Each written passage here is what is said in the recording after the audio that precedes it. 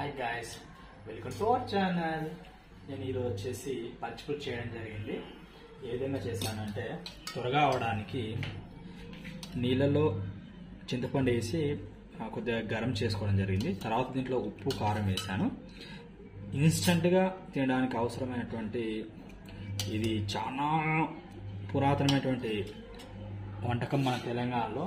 ఎందుకంటే త్వరగా పనిలో పోయడానికి వ్యవసాయదారులు కానీ వర్క్ వెళ్ళేవారు దీన్ని త్వరగా చేసుకోవడానికి ఏదైనా పచ్చడి వేసుకొని, మామిడికాయ పచ్చడి కానీ చింతకాయ పచ్చడి కానీ వేసుకొని దానికి సపోర్టివ్గా ఈ పచ్చిపులుసు అనేది చేసుకునేవాళ్ళు. దీన్ని పచ్చిపులుసు అంటారు. అయితే దీంట్లో సింపుల్ చింతపండు, వాటర్, కారము, ఉప్పు. ఇంకో మనం ఈ ఎండుకారం వేసాం కదా, దీని బదులుగా మన గ్రామాల్లో అయితే పచ్చిమిర్చిని నిప్పుల మీద కాల్చి దాన్ని పిసకడం జరుగుతుంది ఉప్పుతో, కల్లుప్పుతో. అయితే దీంట్లోకి ఈ ఉల్లిగడ్డ అనేది కట్ చేసి వేసుకోవడం ద్వారా మీకు ఇంకా టేస్టీగా అవుతుంది. మీకు ఇది అచ్చంతా మీకు ఎలాంటి అంటే ఎక్కువ శ్రమ లేకుండా మీరు త్వరగా చేసుకోవచ్చు. ఇది మన పూర్వకాలం నుంచి మన తెలంగాణలో ప్రత్యేకం ఇది. Okay, thank you.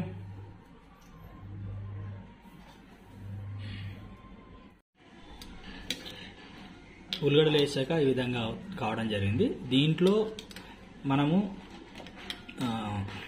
పోసుకేసుకోవచ్చు. అంటే మనం ఆయిల్ వేసి దాంట్లో కల్మాకు కూడా వేసుకొని చేసుకోవచ్చు. కాకపోతే ఇంకా త్వరగా కావడానికి అవన్నీ చేయలేదు ఈరోజు. ఈరోజు వచ్చేసి మనము కర్రీ కింద రాజ్మా కర్రీ అని చేయడం జరిగింది. ఈ రాజ్మా కర్రీకి తొలిగా మన తెలంగాణ స్పెషల్ ఇంతకుముందు చేసినటువంటి పచ్చిపులుసుని మనం పోసుకొని టేస్ట్ చూద్దాం ఏ విధంగా ఉందనేది.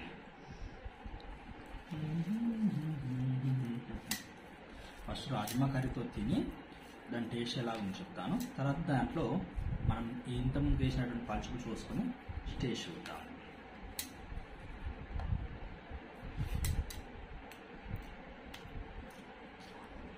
అద్భుతంగా ఉంది రాజ్మా కర్రీ. రాజ్మా కర్రీ అనేది చాలా ప్రోటీన్ ఉంటుంది దీంట్లో, తినగల ఆరోగ్యకరంగా ఉంటుంది. దీంట్లో గట్టిగా ఉంది కాబట్టి దీంట్లో పచ్చిపులుసు అనేది మనం పోసుకుందాం.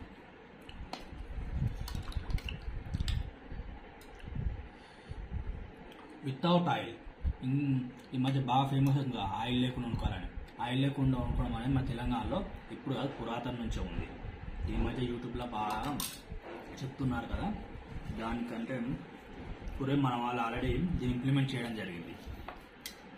ఆయిల్స్ తినొద్దు ఎక్కువ, ఇది గుండె జబ్బులు కూడా వస్తాయని చెప్తారు కదా. మన వాళ్ళు పురాతనంలో ఉన్నటువంటి